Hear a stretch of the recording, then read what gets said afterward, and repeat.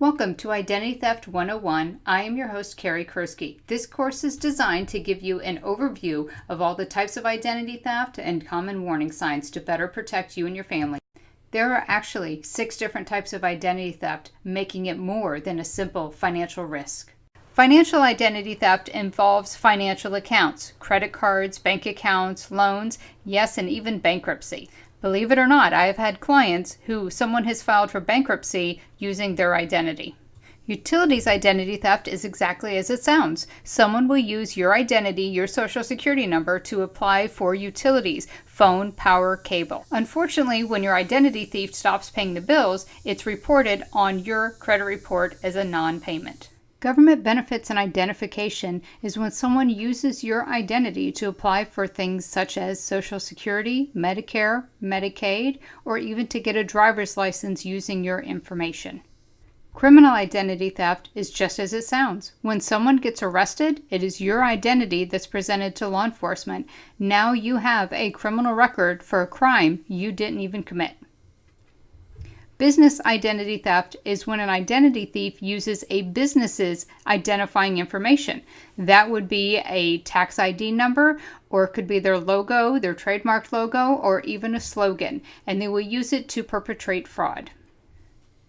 In medical identity theft, an identity thief will use your information, your name, address, date of birth, social, any combination of them, to get medical treatment, medical services, or may even apply for medical benefits or health insurance. Unfortunately, if someone goes to the doctor using your information, their ailments, their blood types, their symptoms now become a part of your permanent medical record. So how do identity thieves get your personal identifying information, or PII? Well, there are numerous sources. Some of the most common ones, how they get your debit and credit card information, is through data security breaches. Just think of Target, Home Depot, Neiman Marcus, Staples. When these companies have a breach, your credit card and debit card information is obtained and it is sold on the deep web or on the black market for this information. Another way is your unsecured mailbox. When you pay your bills and put it in a mailbox that's not locked or protected and you put the red flag up, you're essentially telling criminals to come and get it. Also, if you are ordering a new box of checks for your checking account and you have them delivered to your home in an unsecured mailbox, it's going to be sitting there in that mailbox all day long until you get home from work. Very easy access for someone to steal it. Another source is the internet. For some reason, people seem to think that the internet is this locked up, private, secure place where they can put all their deep, dark secrets and their personal information. Bottom line is, if you wouldn't put it on a billboard on the side of the highway, don't post it on the internet. Your computers, your smartphones, tablets, all of these things contain sensitive information. If you're not using appropriate antivirus or strong passwords and usernames for these devices, very easily if someone steals it or hacks into it, they're going to have all of your sensitive information. Another source of sensitive information are employees. Employees in businesses from healthcare to banking to schools have access to sensitive information. Sometimes those employees might be very tempted to take the information because there's big money in stealing and selling your personal identifying information on the black market. Or they can also use it to commit the crime themselves, such as filing a fraudulent tax return in your name. But how do you know when your sensitive information has been obtained by a thief and it's being used? Well, here are some common warning signs. First, statement discrepancies. Look at your bank statements, your credit card statements on a regular basis. If you notice anything unusual, any discrepancies, any charges that you don't recognize, contact the credit card company or your bank immediately. These are all warning signs of identity theft.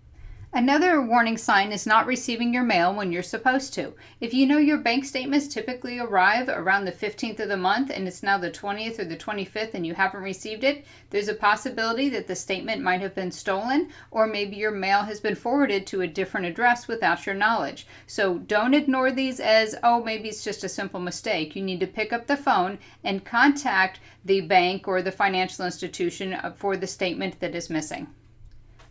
If you get a call about a collection account and you know you don't have any outstanding debts, it can be one of two things. Either it's someone who's used your identity and they have run up debt in your name, Or it could be a way the scammer is going to call you to get you to provide sensitive information so they can commit identity theft against you. The best thing to do if you receive a collection call is to get a copy of your credit report, because if there is an account in collections, it will show on the report. Unknown EOB. EOBs are explanation of benefits. That's the statement you receive from your health insurance company that shows what bills have been paid on your behalf. You need to go through these with a fine-tooth comb. If there is a bill that was paid to a doctor's office or a hospital or a lab, something that you don't recognize on a date that you know you did not see a healthcare provider, that is a red flag of medical identity theft. You need to contact your insurance company right away and ask for additional information or dispute the charge. Discrepancy on a credit report.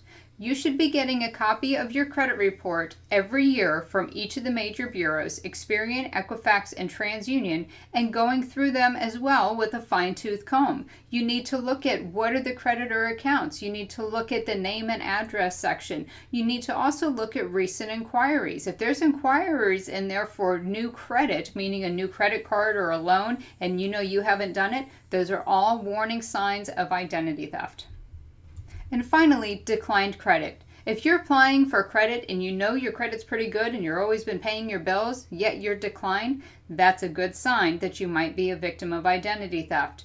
Once again, get a copy of your credit report and review it. It's the only way you're going to be able to know what's going on with your credit. Now, keep in mind, this is not a complete list of all the warning signs. These are just a few of the most common ones. So how do you prevent identity theft? Well, you can't. There is nothing that will prevent you from ever becoming a victim of identity theft. Think about with data breaches. If your social security number has been exposed, there is nothing you can do or buy that will prevent someone from filing a fraudulent tax return in your name. So what can you do? Well, you need to put layers of protection in place to make yourself less attractive than your neighbor. Let the criminals go after the low-hanging fruit, the easy target. Make yourself a difficult target. They're going to bypass you and move on to the next one. Here are a couple of tips to reduce your risk of becoming a victim of identity theft. First one is the easiest one. Monitor everything. Monitor your bank accounts, your credit cards. Monitor your information that's available on the internet. An easy way to do it is through a simple Google search. Monitor everything, and if you detect any anomalies, take action immediately. Another way is by reviewing your credit report. Every year, by law, you're allowed to get one free credit report from each bureau, Experian, Equifax, and TransUnion. The best and easiest way to do it is by going to annualcreditreport.com. You will be required to enter your sensitive information on this website. However, it is the only one endorsed by the federal government and all three credit bureaus. The sites are implementing the best security available to protect your information. This one should be basic common sense. If you wouldn't put it on a billboard on the highway, lock it up. When you have friends over, relatives over, or when you have people, service workers in your home, you need to make sure you're not leaving your bank statements or your credit card statements or your passwords and usernames sitting out where people can easily walk by with their cell phone and snap a picture of it. If you wouldn't put it on a billboard, lock it up. The same principle goes for using the internet. Stop, think, click. For some reason, people think on the internet they have to do things immediately. If you're searching for something, you always want to click the first thing that you see. Or if you get an email, we think that we instantly have to reply. You don't. You need to stop and think about what you're doing. Verify who you're sending it to your email to. Is it to reply all, or is it replying just to the one person you want to reply to? If you're downloading something on the internet, if it seems too good to be true, you need to pass and go to another website. So stop, think, and click. When it comes to emails, if you ever have any doubts about the email you received, if it's legitimate or if it's a scam, delete it. If it is legitimate, that business or that individual is going to reach out to you again. Or if you want to verify, pick up the phone and call the phone number to, say it was the bank trying to get a hold of you. call the number that you have for the bank, not the phone number that's listed in the email. If it's your cousin, your best friend, your daughter, your parent sending you an email saying, hey, check out this funny video, pick up the phone and call them and say, did you send me this? Oftentimes, they won't have any idea what you're talking about. So when in doubt, delete. Next is verify. We've all heard the saying, trust but verify. Unfortunately, in the digital age, you need to verify first.